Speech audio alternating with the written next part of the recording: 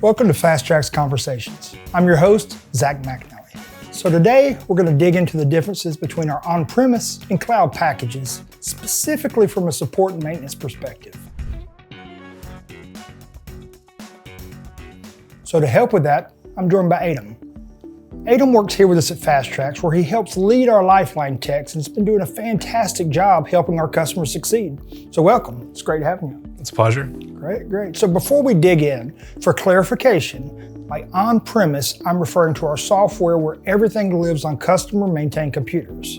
Each store has an MS SQL database, which in turn communicates with the MS SQL database at corporate. And of course, cloud is our newer offering. It's more of a hybrid solution where each store has a lightweight database that houses enough information for the register to run. And this helps with speed as well as makes it so that the store can operate without internet.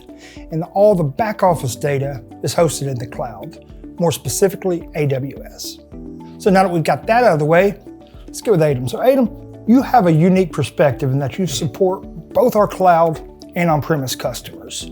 So while there's obviously a lot of overlap between the two, especially, how-to calls, how do I add an item, set up a price, what are the primary differences in the calls? I would say the biggest difference, and this really has to kind of tie down to how both fundamentally operate, is going to be in the fashion that the register one and on-premises is your brains. Typically, that'll be the install process. That is where your database is housed, that's where all your data lives. And every other subsequent register is a secondary device talking back to that main central database. And in doing so, you open yourself up to a wide variety of potential failures. Should the hard drive fail, all your data is gone. And especially when we're going to support that, you have database maintenance. And when doing that, you have to now hopefully be able to grab a copy of that database and then port that over to a new machine. That's assuming, again, the hard drive's still live. You gotta hope for that. On cloud, it's as simple as getting the new machine in, putting on the MSI, running the MSI, going through the install process, clicking through a few prompts, and after that, you're good to go. So in that same vein, when it comes to spinning up a new machine, replacing a register's hardware, which happens frequently, either planned or unplanned, what's the difference in doing it in cloud versus on-premise? Well, let's start with on-premises. So on-premises, you have to have a specific machine that is going to be designated as your database machine. Typically, it'll be register one. In some cases, it's a back office. Regardless, all your data is going to live, operate, function, be queried on that machine. After this, you can add your secondaries. However, again, as I stated earlier, you're opening yourself up to vulnerability there. On cloud, it is somewhat similar insofar as that one machine will host a local version of the database, still continually pinging the cloud, but for quicker response time, quicker searches, etc.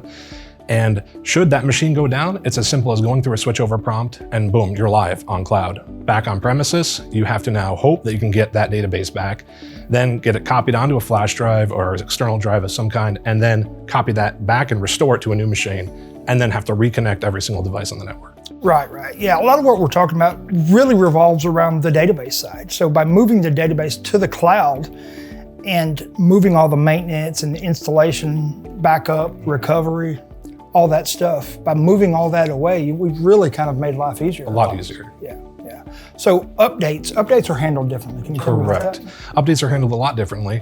Whereas on premises, you required a script to have been generated and put into our Automate Control Center system, then sent down via schedule, and that has to go down to every single machine. Sometimes it doesn't go down to a certain machine. You have web services that don't get updated. Now your handhelds don't work. Again, most clients watching right now can know the heartache of having to call into support and realizing the update didn't port over.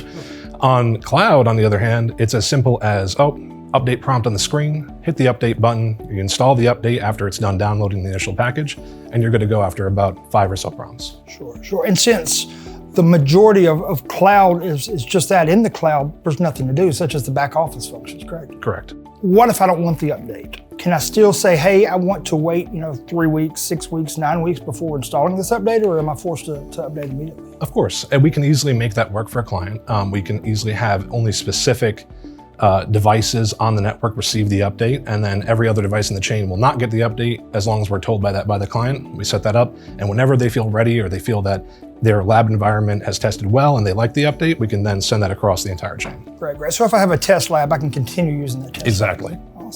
Awesome. So while I know onboarding isn't your primary focus, you still help customers get started with the system. Are there any tips, pointers, or gotchas for customers that have been using on-premise that's migrating to cloud?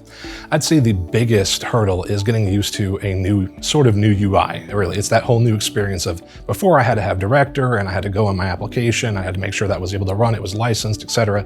But now, if you want to go in and edit your price book, as long as you have a user login, employee login, you can do so and log in via a client portal on the web.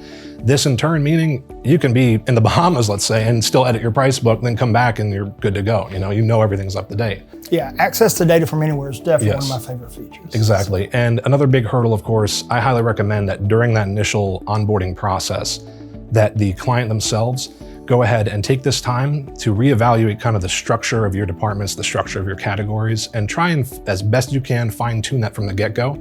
This in turn will save you countless hours of work on the back end when you're going to either send out a mass update. You can have all your departments listed in such a fashion where it's specific manufacturers or drill down to specific products. It really is quite a unique system.